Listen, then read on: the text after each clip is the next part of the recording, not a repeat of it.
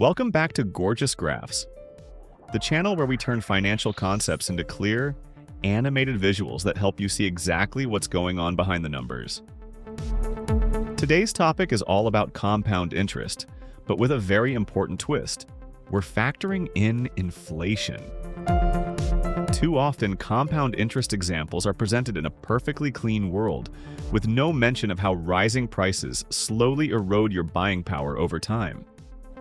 Here, we're keeping things realistic. In this scenario, you start with an initial investment of $10,000. Every month, you add $100 to your portfolio, and we assume an annual return of 7%. That's the same across all three cases. The only difference is the inflation rate. One portfolio adjusts for 2% inflation, another for 4%, and the last for 6%. As the animation plays, you'll notice something striking. At first, the lines are close together. Inflation hasn't had time to work its full effect.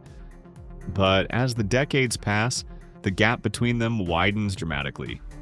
After 40 years, the portfolio with 2% inflation still shows significant growth in real buying power, reaching around $176,000.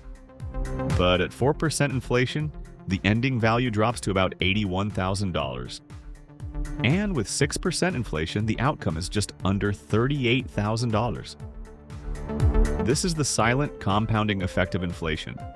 It works against you year after year, just like compound interest works for you.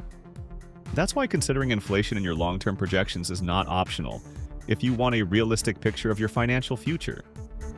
So as you watch these curves unfold, remember, the nominal numbers might look good, but it's the inflation-adjusted value that tells you what your money can really buy decades from now.